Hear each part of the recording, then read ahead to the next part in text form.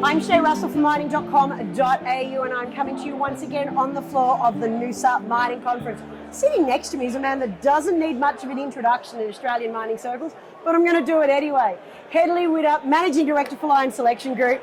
Great to see you. How are you? I'm good, Shay. I'm really good. And very pleased to be talking to you. And it's a lot of fun coming to Noosa and lots to do here as well. So I'm happy on all fronts. Oh, look, I got to say, cracking conference. This is a busy room back there. We'll touch on investor sentiment in the second half of today's conversation. First of all, let's kick off. We've got gold's hot, silver's hot, copper's hot. From an overall commodity point of view, where are Lion Selection Group's interests right now? We've invested most of the money that we've invested in the last 2 or 3 years in gold. And that's because they were the lowest risk things that we were seeing. So we take a risk approach to everything. We love to have more commodity diversity, and we're looking for that. We have been the whole time. I think we'll probably get to that in not too long, but whenever you're trying to set a portfolio which is in high risk development things, you want to remove as much risk as you can. Gold gives you lower risk, and for that reason we found ourselves there. But if we were just to say reset that, what do you think commodities are most exciting based on what their outlook is? 6 months ago I would have said, look, anything which is consumed industrially is going to be a little bit of a problem for 6, 12, 18 months. The precious things, they will drag themselves up on the basis of more excitement. We're 6 months into that. I think many of the consumable commodities are looking more robust. Copper's great. Smaller markets, a bit harder. Nickel's still a long way behind. Lithium, well, we'll see. Gold, silver, those ones, for different reasons, are all looking quite exciting to us. Let's tug on a little thread there. Nickel and lithium. Obviously, the nickel price is quite soft and lithium's struggling to come off a bottom. Yep. Do you have a long-term view on these markets right now, or is it still too soon to say? If you took a long-term view on nickel 12 years ago, you would have had a really good ride in the interim, and hopefully you'd got out in 2021 when it hit its peak. Nickel does that all the time. So I think you need to have those long-term views and just be cognizant of how heavily cyclical those smaller market commodities are. Lithium's a bit of a difficult one to answer because there is genuinely a lot of production which can come to market, either from new sources or idle sources. So, if you see a big demand spike in lithium, which was perceived, never arrived, but if it's perceived again, or even if it does arrive, I think you'll probably see a much more muted price response. Eventually, though, the development pace and cadence of lithium projects will, need to fall in with the growth and demand of lithium. It'll stay a small market, and it'll probably be just as cyclical as some of the others. So. I'm weaving all over the place for good reason, because there's a couple of topics that I want to cover. And obviously with gold being hot, it opens up other jurisdictions, and a lot of people might not have thought investing in places like Cote d'Ivoire, for example. But obviously our Lion Selection Group always considers what jurisdictions they're investing in, as a key part of your due diligence. Tell me, are you willing to take on jurisdiction risk in precious metals in this type of market? 3 or 4 years ago, we sold out of some fantastic gold projects in Indonesia. And they were wonderful. Like, the technical fundamentals of these projects were fantastic. Even the community fundamentals over the top, which is a jurisdiction issue, were pretty good. The issue was Indonesia's a very tough place commercially, and with or without partners, it can be hard. So having removed that money, a large amount of money, and deciding where we were going to put it to work, we took the decision at that point that we wanted to remove as much risk from our future as possible. So the fresh investments were all going to be in Australia. So I suppose the short answer is no. Has our mindset softened on that in 2 or 3 years? You could say maybe. We're not prepared to go overseas at the moment. I think the size of our portfolio justifies still being in Australia, and is much, much cheaper to manage all of what we need to do just in Australia. I can do a site visit in a remote part of the Northern Territory, and it's going to cost me, including car hire, probably $5,000. If I want to do 2 weeks in Burkina Faso to see one mine, that's $25,000. Yeah. So I think we've got much better bang for buck here. But the other thing is, the reason you go offshore is to get access to world-class geology. We don't need world-class geology to get fantastic returns on ASX with Australian projects. So, for us to go overseas, we can't manage those risks. It's still a bit too hard. If we were, instead of being, starting point $100, $150 million fund, if we're a $500 million fund, I'd say, yeah, we need to go overseas in order to just have the breadth of opportunities that we need to be able to invest that amount of money. So maybe into the future, next time around, I'm pretty confident we'll be that big by then. Let's talk about some of the Australian projects that you are invested in. So we'll start with Kunterberry. Yep. You recently increased your stake in this company to 9.2%, am I correct? Correct, yep. Well, that sounds a little stalkerish that I know that off the top of my head. I've known Hedley a while. Depends who it comes from, Shay. Hopefully. Tell me, what made you increase your position in this company?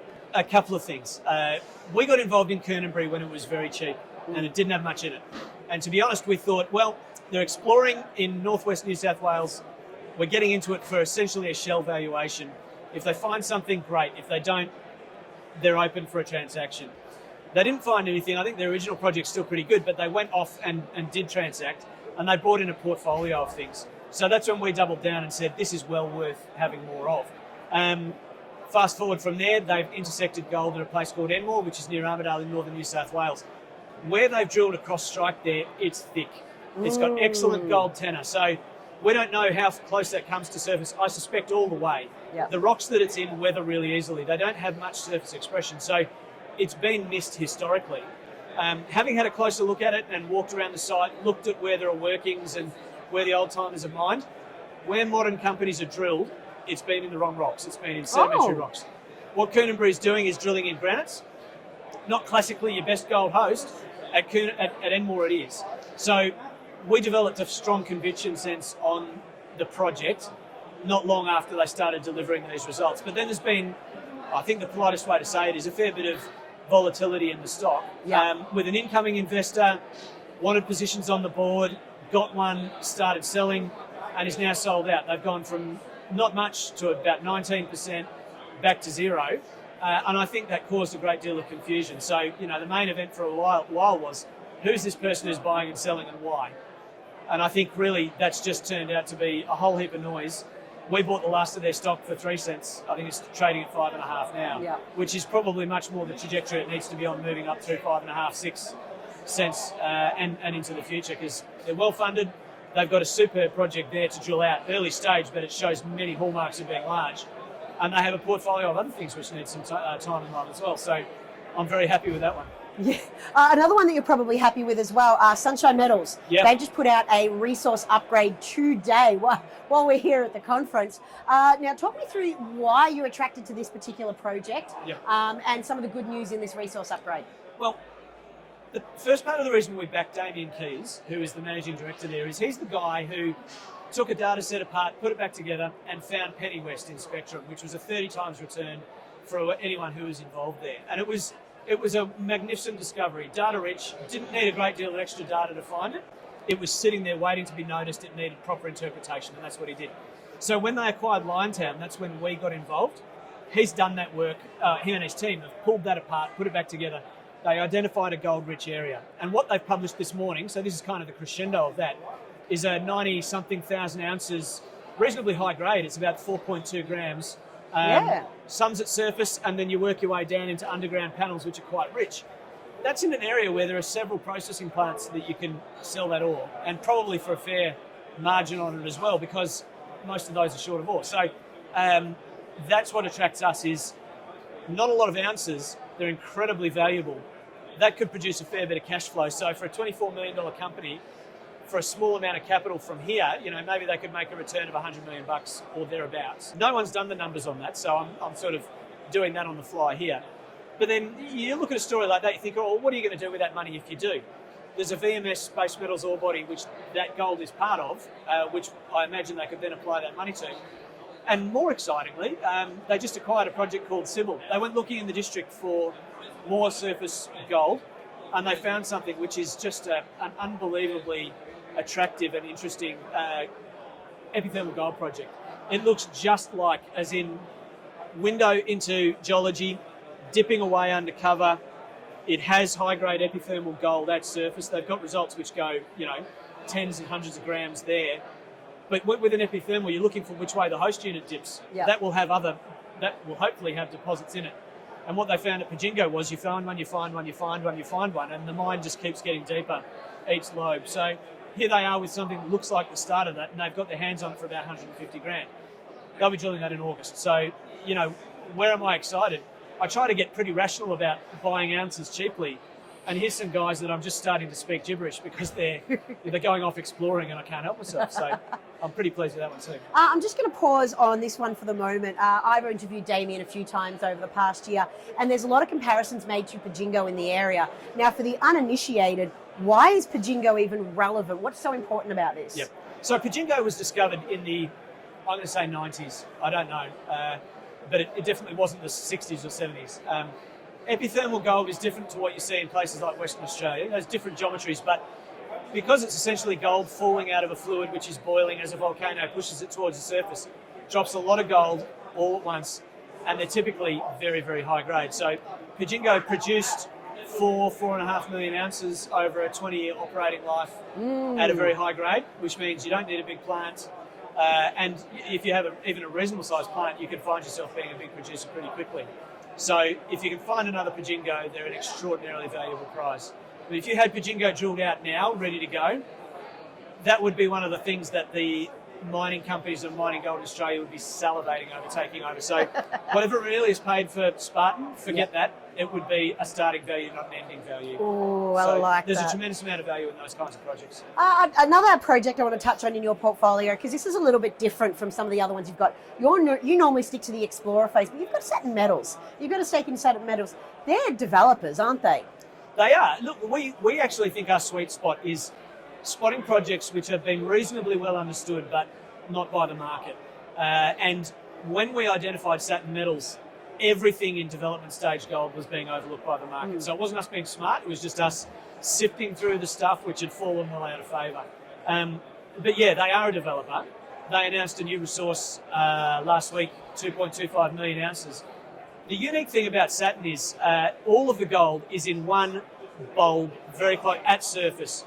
So there is extraordinarily low amount of cost to apply to waste removal. Almost everything that comes out of the pit gets processed. It's low grade, but it's also a peculiar metallurgy, so it processes super duper easily. So you can get some very cheap costs applied to it and produce some magnificent margins. And that grade isn't always king when you've got something you can process quite cheaply. That's Correct. where your margin comes in. Yep.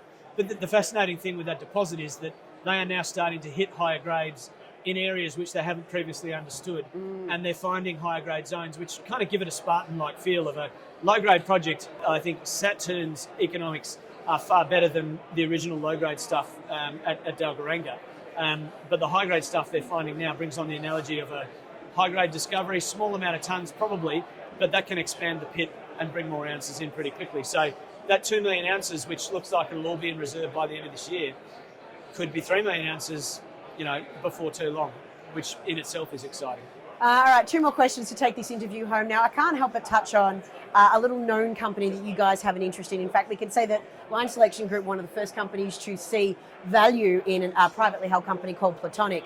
The lead geologist, the exploration geologist running that, Chris Butera, he's an unconventional geologist. We love you, Chris. Don't you worry about that. But you took We better start running now. I can outrun him, I'm sure of it. You guys took an interest in this project long before anybody believed it was anything other than some guy who was scraping through limestone trying to say that there was something of value here.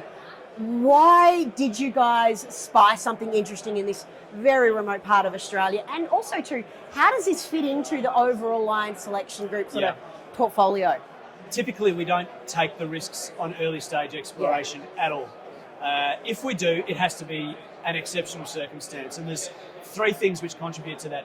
First one is you need to be able to get in really, really cheap. There's no point paying a lot of money for a very expensive but otherwise unproven exploration concept. So it was cheap. And Chris had been trying to list it in a falling market. He'd had the crap kicked out of him by every single broker in the world. And for that reason, his valuation had just fallen. So we were there, and in that instance could pick up the pieces. Second thing is it needs to have loads and loads and loads of shots at finding something. So we're not going to get in cheap on something which is one target, because you've got 1 in a million chance of finding something if you've only got one shot at it. When you blow it, well, you've just blown your money. So you need to reinvent. Chris can do that with Plan B, C and D on enormous district style things. So the thing that attracted us was here's an area which has never been looked at for large scale systems. It has a lot of early stage hallmarks, and if the first drill holes miss something, That's not because there's nothing there. It's because there's lots of things to check here, and that's just the first iteration of it. The third thing it needs to have people that we can work with continuously, because we need to be able to understand how they will commercially, develop those situations and be on exactly their page. So Plutonic strongly ticked all of those boxes, and we were able to we've got a 40-something% interest in Plutonic. I think it's a fantastic thing to have in our portfolio, because we can say, well, we've got this one ready to develop, we've got this one and this one growing their resources. What have you got that adds spice to that? What is there in the Lion portfolio which could take the value of Lion up 3 or 5 times all on its own if your dreams come true? Plutonic's that one. Yeah. So now, dreams come true is a very low probability outcome and probably has a long fuse on it as well. But to have that there is important. And we've spent less money getting involved in that than we've earned on interest on our cash in the last 3 years. So I won't say we've got in for free, but we have not taken a balance sheet risk in order to do it. So, all of those things are sort of pulled together for really good reasons. Yeah, for you, not so much for Plutonic, but the universes have the stars have absolutely aligned for you in taking a stake in this project. And you know what? You said it was one of the lesser known things. There's 2 questions I get asked when I go everywhere now. First one is, what the hell happened to Kunterberry? And I'm like, well, just don't even worry about it, because it's over now. No one knows why, but it's going up. And it's exciting. The second question is, how's Chris Patira going? Very few people have met him, but everybody knows about him. So you think about how to build a brand. He is a genius. Yep. I think he's genius quality on many levels, but his ability to capture people's imagination and attention is second to none. And in terms of drawing together exploration concepts and how that could turn into something and what his mindset is, you'll never keep pace with him, but it definitely gets a lot of eyeballs on it. So. And look, I don't mean to dwell on this point too much, but I've said it privately, so I should say it publicly. Chris has done an incredible job of bringing geologists together and allowing them to discuss what he thinks he's finding on LinkedIn. Whether he agrees with them or not doesn't matter.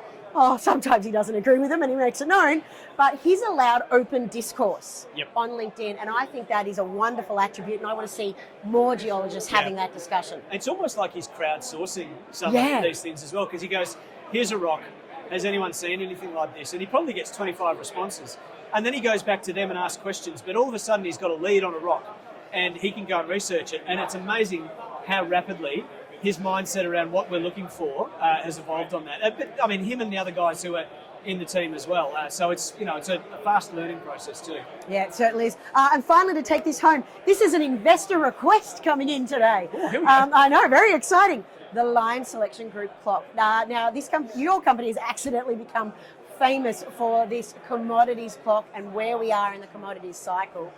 Tell me, where are we right now? How do you guys see the commodities cycle?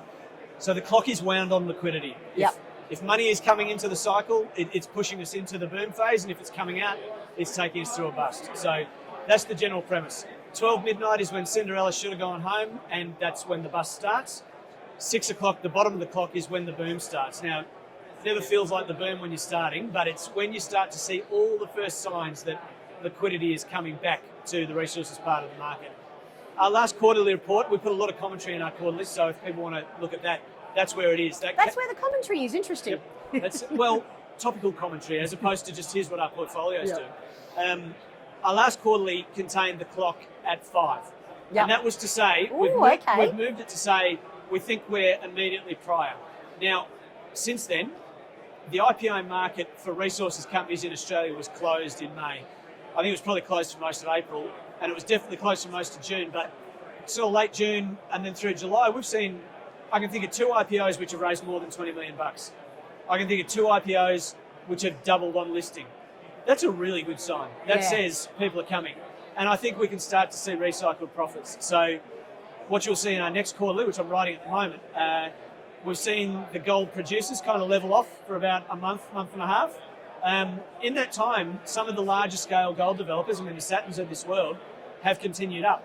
They're coming up from a discount, no doubt. But I think that they are on the rise in an environment where the gold producers have not been rising as much.